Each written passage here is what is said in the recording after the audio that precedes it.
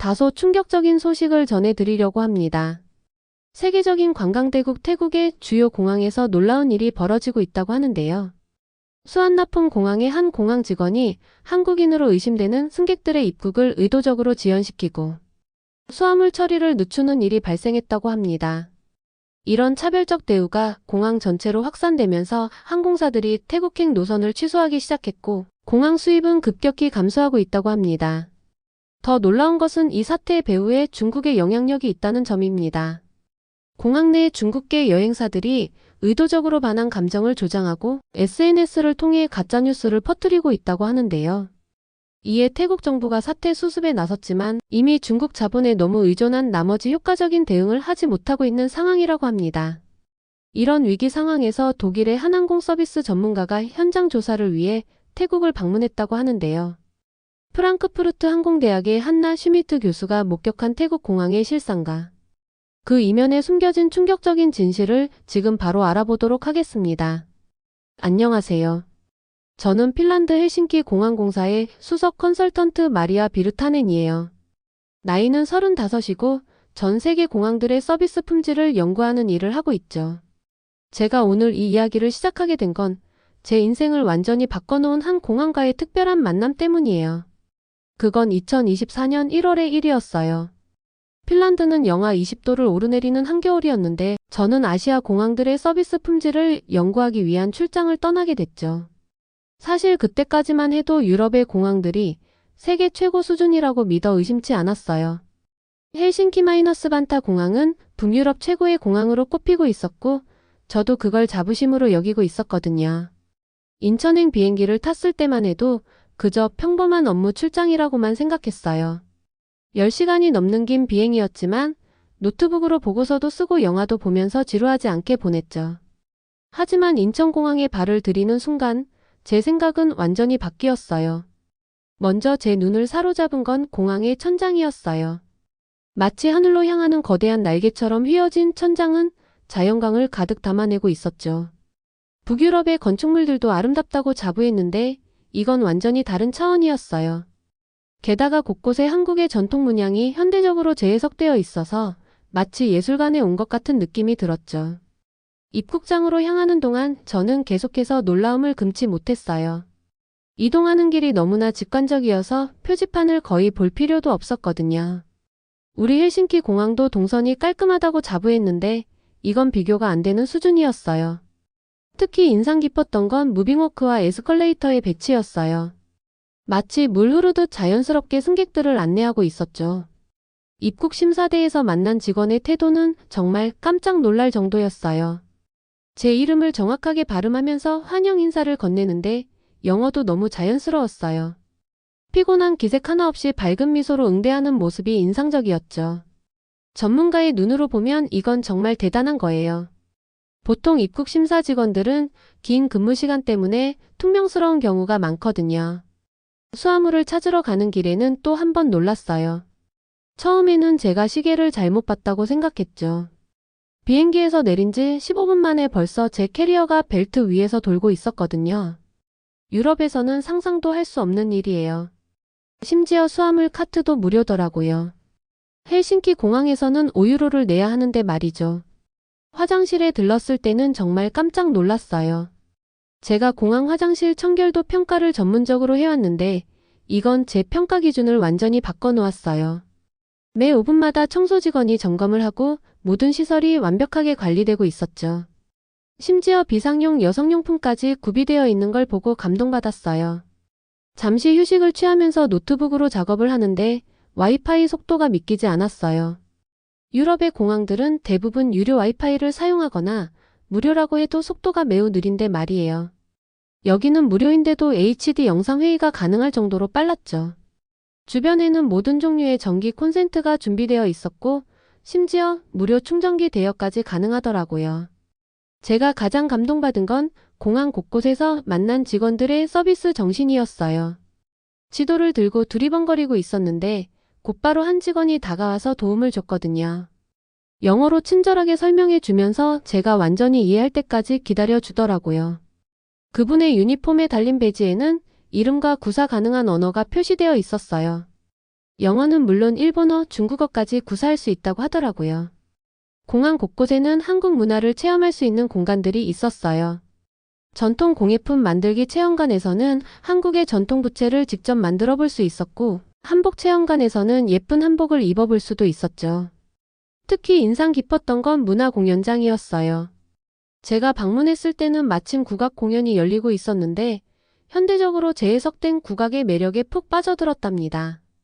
면세점은 또 어떻고요? 세계 공항 면세점 매출 1위라는 게 결코 과장이 아니라는 걸 직접 확인할 수 있었어요. 한국 화장품과 전자제품은 물론이고 모든 명품 브랜드가 최신 제품을 구비하고 있었죠. 직원들의 전문성도 대단했어요. 제가 방문한 화장품 매장의 직원은 제 피부 타입을 보고 적절한 제품을 추천해 주었는데 정말 제 피부에 딱 맞는 제품이더라고요. 공항 내 식당 가도 놀라웠어요. 보통 공항 음식은 비싸고 맛없기로 유명하잖아요. 하지만 여기는 달랐어요. 한식, 양식, 일식 등 다양한 메뉴가 있었는데 가격도 시내 음식점과 비슷한 수준이었고 맛도 정말 훌륭했어요. 제가 먹은 비빔밥은 지금도 잊을 수 없을 정도로 맛있었답니다. 이런 경험들이 쌓이면서 저는 깊은 고민에 빠졌어요. 제가 그동안 유럽의 공항들이 세계 최고라고 생각했던 게 얼마나 편협한 생각이었는지 깨닫게 된 거죠. 그날 저녁 호텔에 도착해서 바로 노트북을 펴고 인천공항에 대해 자료를 찾아보기 시작했어요. 놀랍게도 제가 경험한 건 인천공항이 가진 장점들 중 일부에 불과했더라고요.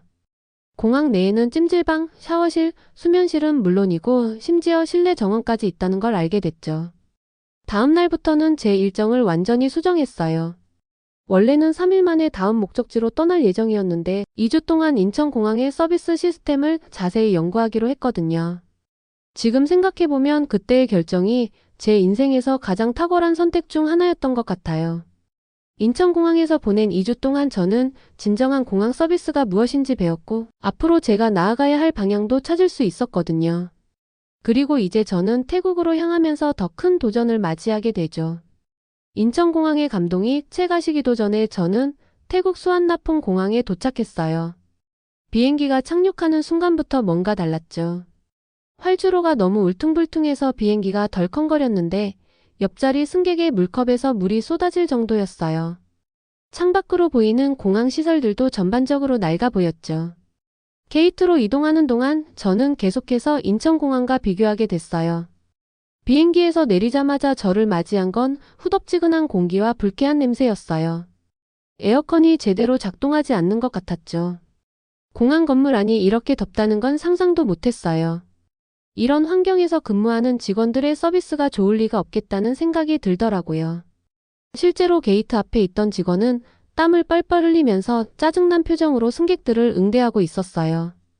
탑승구에서 입국장으로 가는 길은 정말 충격적이었어요. 천장에서는 물이 뚝뚝 떨어지고 있었는데 바닥에는 그저 노란색 안전복만 덩그러니 놓여 있더라고요. 물이 떨어지는 곳을 피해 지나가는 승객들의 모습이 마치 장애물 코스를 통과하는 것 같았어요. 벽면의 유리창은 먼지가 너무 두껍게 쌓여서 밖이 제대로 보이지도 않았죠. 인천공항의 반짝이는 유리창이 자꾸 떠올랐어요. 이동하는 동안 저는 공항 곳곳의 시설들을 꼼꼼히 살펴봤어요. 무빙워크 3대 중 2대가 고장난 채로 방치되어 있었고 작동하는 한 대도 삐걱거리는 소리를 내며 불규칙하게 움직이고 있었죠. 에스컬레이터는 더 심각했어요. 상행 에스컬레이터가 고장나서 많은 승객들이 무거운 캐리어를 들고 계단을 오르고 있었는데 특히 노약자분들이 굉장히 힘들어하시는 모습이 안타까웠어요. 안내 표지판도 문제였어요. 영어 표기에는 오타가 가득했고 화살표는 엉뚱한 방향을 가리키고 있었죠. 어떤 표지판은 아예 떨어져 나간 채로 방치되어 있었어요.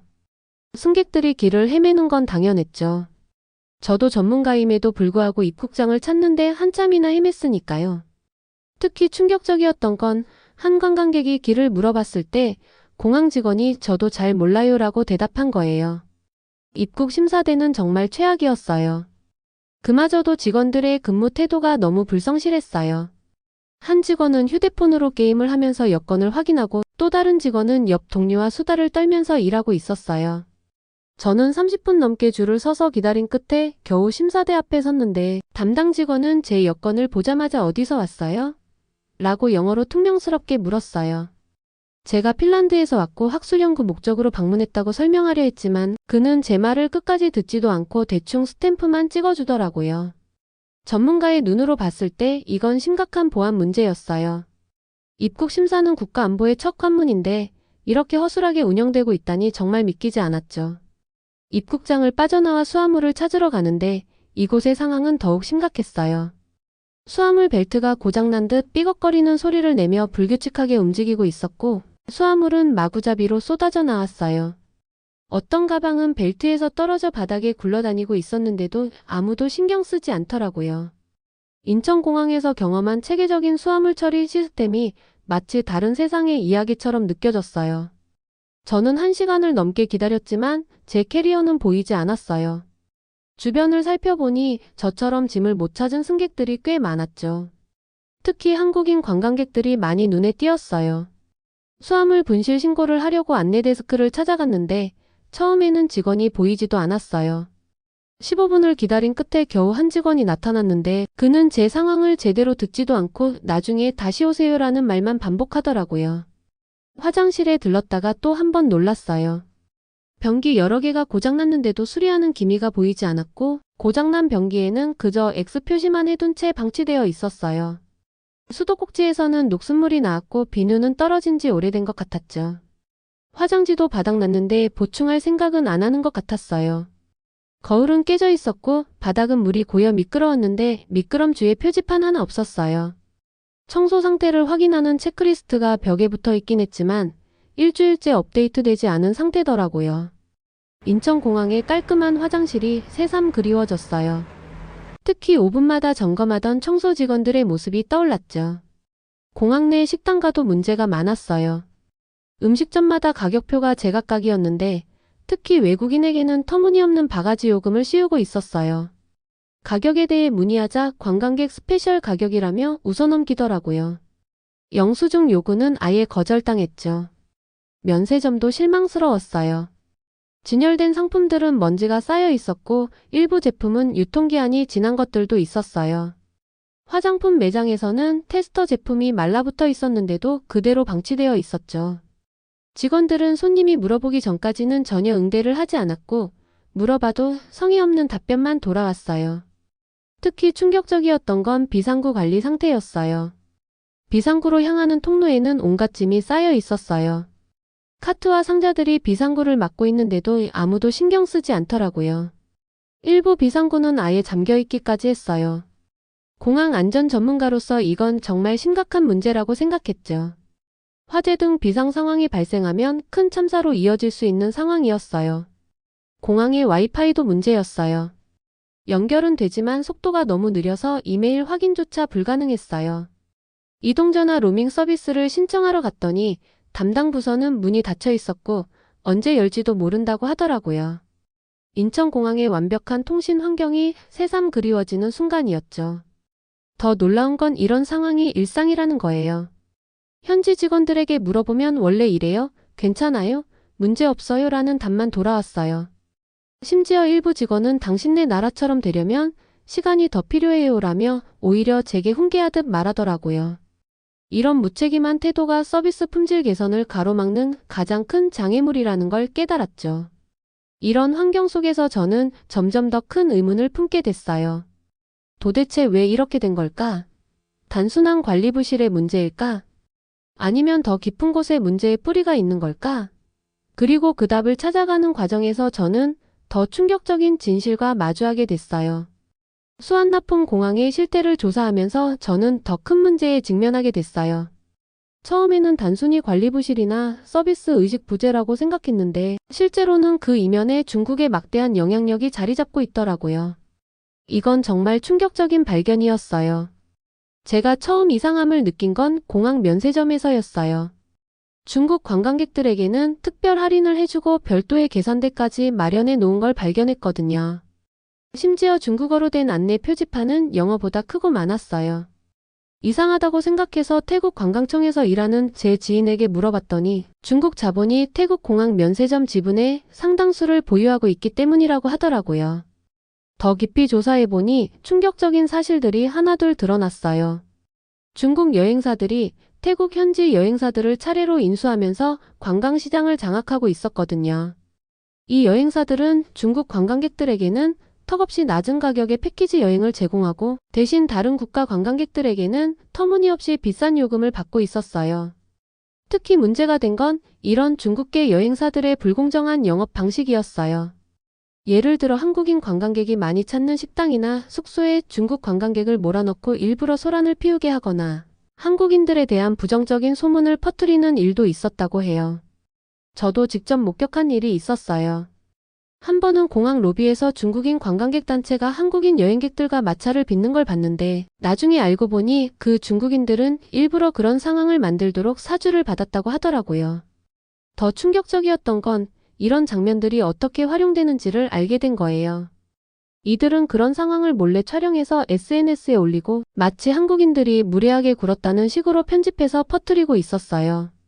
저는 공항 내 CCTV 영상을 분석하는 과정에서 이런 일들이 조직적으로 일어나고 있다는 걸 발견했죠. 중국의 영향력은 공항 운영 시스템에도 깊숙이 침투해 있었어요. 수화물 처리 시스템 업그레이드 사업이 중국 업체에 독점적으로 맡겨져 있었는데 이 업체가 고의로 한국인 관광객들의 수화물을 지연시키거나 분실시키는 일도 있었다고 해요.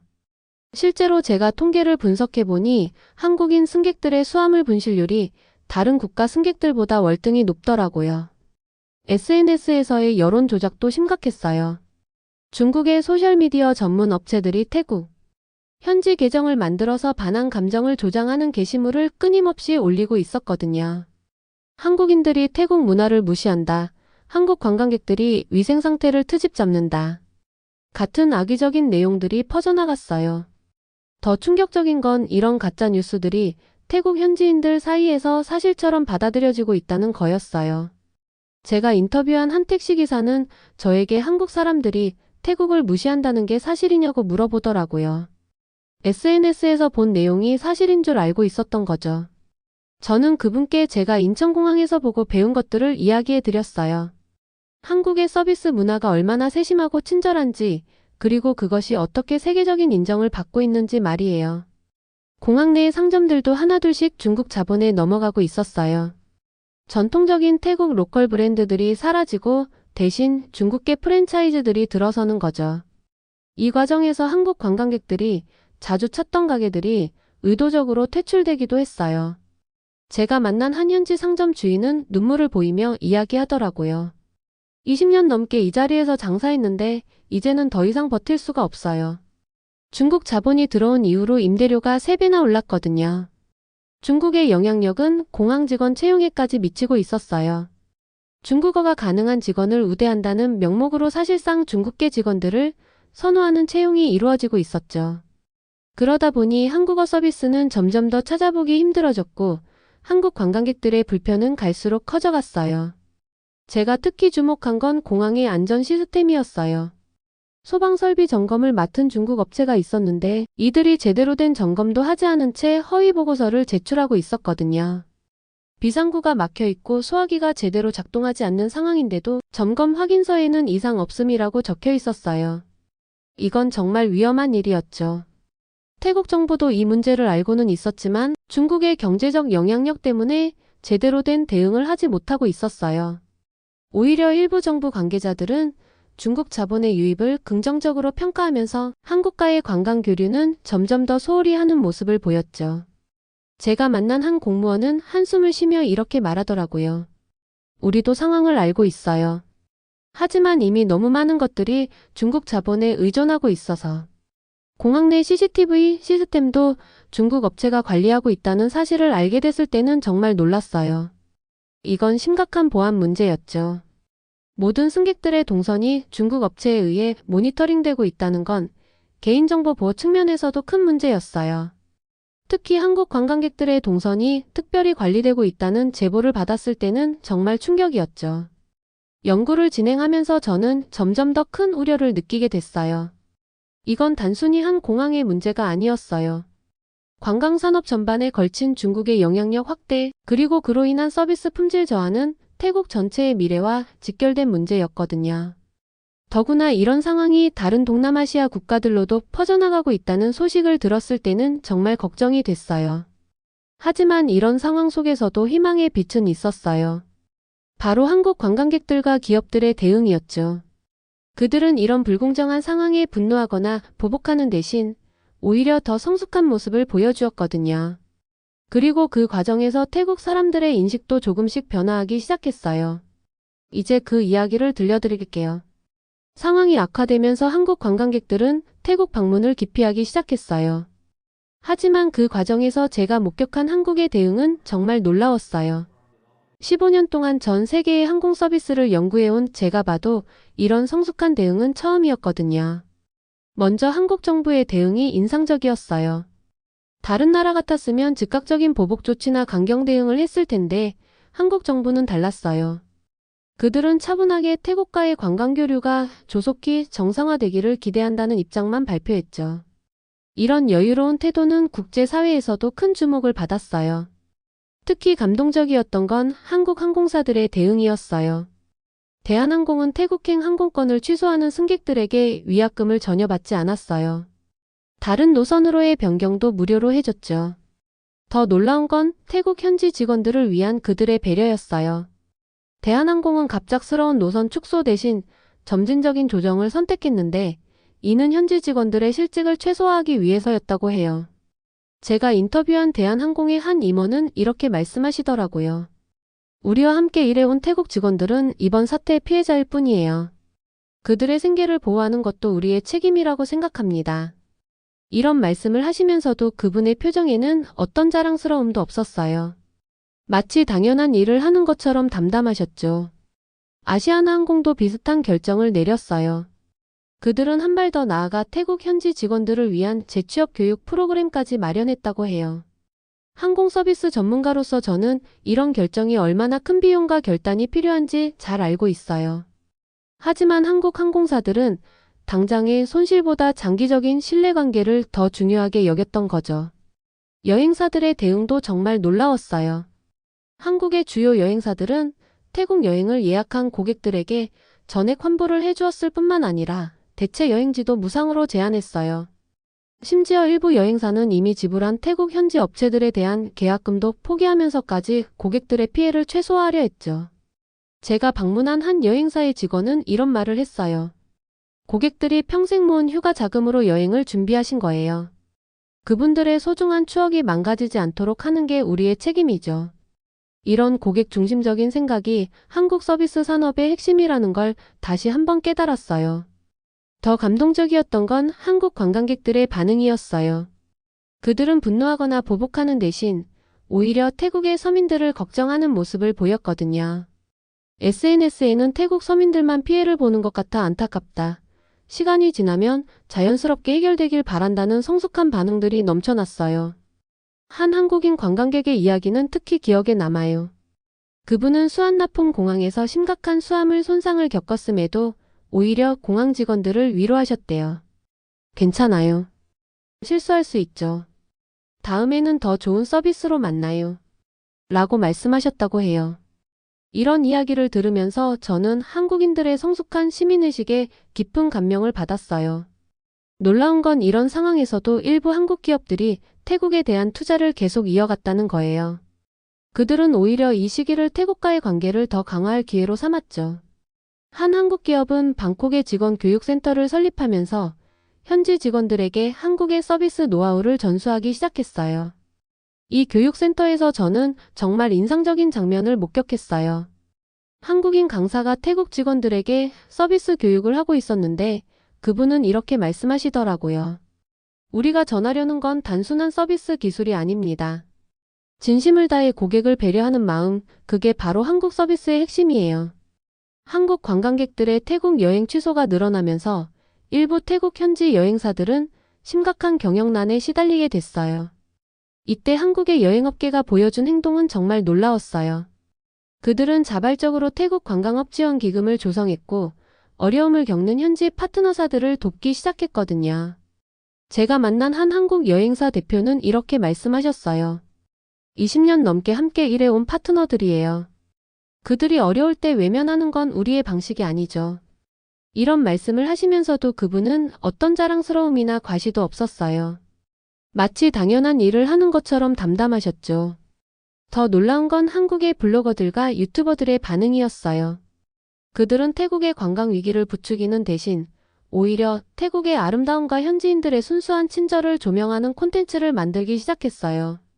우리가 만난 태국은 이런 모습이었다며 긍정적인 경험을 공유하기 시작한 거죠. 한 유명 한국 유튜버는 태국 현지 상인들과 함께 만든 영상을 통해 이렇게 말했어요. 관광객들이 줄어들어 어려움을 겪는 현지 상인들의 모습을 보니 마음이 아픕니다. 하지만 이런 위기가 오히려 태국 관광업이 한 단계 도약하는 계기가 되길 바랍니다. 이런 한국의 반응은 국제사회에서도 큰 주목을 받았어요. CNN, BBC 같은 해외 언론들은 한국의 성숙한 대응을 극찬하는 기사를 내보냈죠. 위기 속에서 빛나는 한국의 시민의식이라는 제목의 특집 기사도 있었어요. 저는 이런 기사들을 보면서 한국이 이제 서비스 강국을 넘어 진정한 문화 강국으로 성장했다는 걸 실감했어요.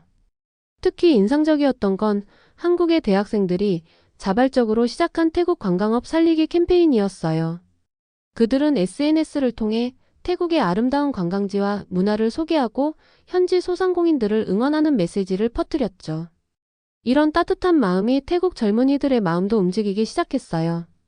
현지에서 활동하는 한국 교민들의 모습도 감동적이었어요. 그들은 태국 현지인들과 함께 한-때 우정 나누기 행사를 열고 양국의 문화를 서로 이해하고 존중하는 자리를 마련했죠. 이런 모습들이 쌓이면서 태국 사회의 인식도 조금씩 변화하기 시작했어요.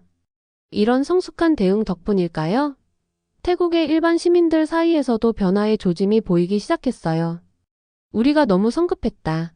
한국인들의 높은 시민의식을 배워야 한다는 의견들이 나오기 시작했죠. 특히 젊은 층을 중심으로 반성의 목소리가 커졌어요. 제 연구 결과를 정리하면서 저는 한국이 보여준 대응이 단순한 위기 관리를 넘어선다는 걸 깨달았어요. 이건 진정한 문화적 성숙도의 차이였죠. 그리고 이런 한국의 모습이 태국 사회의 새로운 변화의 바람을 일으키기 시작했어요. 이제 그 변화의 이야기를 들려드릴게요. 제가 태국에서 마지막으로 보낸 한 달은 정말 놀라운 변화의 연속이었어요. 수완나폰 공항의 대변신이 시작된 건 젊은 직원들의 자발적인 움직임에서부터였죠. 처음에는 20명 정도의 작은 모임으로 시작했다고 해요. 매주 토요일마다 모여서 인천공항의 서비스 매뉴얼을 공부하기 시작했는데 특별한 건 이 모임이 전혀 강제성이 없었다는 거예요. 오히려 퇴근 후나 휴일에 자발적으로 모여서 공부하는 분위기가 형성됐죠. 이 모임의 리더인 수파차이는 제게 이렇게 말했어요. 한국 관광객들이 떠난 후 우리 공항의 서비스 수준이 얼마나 낮았는지 깨달았어요. 인천공항처럼 되기 위해서는 우리도 변해야 해요. 그는 15년 경력의 베테랑 직원이었는데 스스로 한국어를 배우기 시작했고 다른 직원들에게도 한국어 학습을 권장했다고 해요. 가장 큰 변화가 시작된 건 수화물 처리 부서였어요. 예전에는 하루에도 수십 건씩 발생하던 수화물 분실이 이제는 한 달에 한두 건으로 줄었죠. 어떻게 이런 변화가 가능했냐고 물어보니 인천공항의 수화물 처리 시스템을 완벽하게 벤치마킹했다고 해요. 특히 놀라웠던 건 직원들이 자체적으로 수화물 추적 앱을 개발했다는 거예요. 승객들이 실시간으로 자신의 수화물 위치를 확인할 수 있게 만든 거죠. 입국 심사대의 변화도 눈부셨어요. 예전에는 20개 중 5개만 운영하던 심사대를 이제는 전부 운영하기 시작했죠. 더 놀라운 건 직원들의 태도 변화였어요. 휴대폰을 보며 대충 일하던 모습은 찾아볼 수 없었고 대신 밝은 미소로 승객들을 맞이하는 모습이 인상적이었죠. 한 입국 심사 직원은 이제는 매일 아침 거울을 보며 미소 연습을 한다며 웃더라고요. 청소팀의 변화는 더욱 극적이었어요. 제가 처음 봤을 때는 바닥에 쓰레기가 굴러다녀도 모른 척하던 직원들이었는데 이제는 5분 단위로 구역을 순찰하며 청결 상태를 체크하고 있었어요. 특히 화장실 관리가 달라졌죠. 예전처럼 고장난 시설을 방치하는 일은 없어졌고 매 시간 청소 상태를 기록하는 시스템을 도입했어요. 심지어 화장실 입구에 오늘의 청소 담당자를 게시하기 시작했는데 이것도 인천공항에서 배웠다고 하더라고요. 정말 인상적이었던 건 안내 데스크의 변화였어요.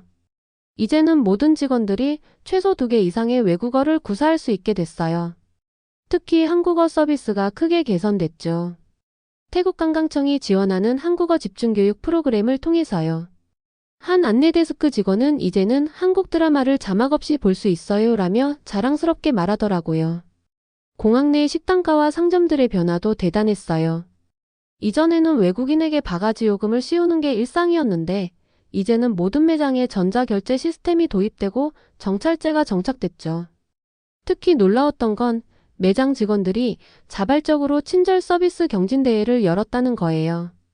우승자에게는 한국 연수 기회가 주어진다고 해요. 면세점의 변화는 더욱 혁신적이었어요. 중국 자본이 빠져나간 자리를 태국 현지 기업들이 채우기 시작했는데 이들은 인천공항 면세점을 철저히 벤치마킹했어요. 예전처럼 진열대에 먼지가 쌓인 채로 방치되는 일은 없어졌고 모든 제품이 깔끔하게 정리되어 있었죠. 특히 인상적이었던 건 상품 체험존을 만들었다는 거예요. 화장품은 직접 테스터를 사용해 볼 수 있고 전자제품은 실제로 작동해 볼 수 있게 했더라고요. 보안 검색대도 완전히 달라졌어요. 예전에는 승객들에게 큰 소리를 치며 지시하던 모습이었는데 이제는 부드러운 목소리로 안내하고 있었죠. 특히 노약자나 어린이가 있는 가족에게는 전용 레인을 따로 만들어서 운영하고 있었어요. 한 보안 요원은 예전에는 승객을 귀찮은 존재로 여겼는데 이제는 우리의 서비스를 받는 소중한 고객으로 생각하게 됐어요 라고 말하더라고요. 태국 정부의 변화도 놀라웠어요. 관광부는 특별 태스크포스를 구성해서 한국의 공항 서비스를 연구하기 시작했고 매달 서비스 품질 평가 보고서를 발표하기 시작했어요.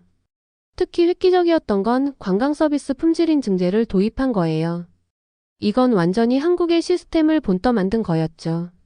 인증을 받은 업체에는 세제 혜택을 주고 정부 지원 사업에 우선권을 준다고 해요. 현지 언론의 반응도 흥미로웠어요. 방콕 포스트는 수완나폼의 기적이라는 제목으로 특별 시리즈를 연재하기 시작했고 태국 PBS는 다큐멘터리까지 제작했죠. 특히 인상적이었던 건 젊은 유튜버들의 반응이었어요. 그들은 이전에 수완나폼 vs 새로워진 수완나폼 같은 비교 영상을 만들어서 올렸는데 조회수가 수백만을 기록했다고 해요. 공항 주변 호텔들의 변화도 눈에 띄었어요. 이들은 호텔 서비스 혁신 연합을 결성해서 한국의 호텔 서비스를 배우기 시작했죠.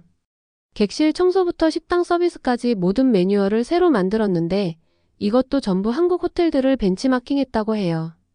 한 호텔 매니저는 이제는 한국 손님들이 오시면 칭찬을 해주세요. 이게 저희한테는 정말 큰 자부심이 됩니다 라고 말하더라고요. 가장 큰 변화는 직원 교육 시스템이었어요. 공항공사는 인천공항공사와 MOU를 체결하고 정기적인 직원 교환 프로그램을 시작했죠.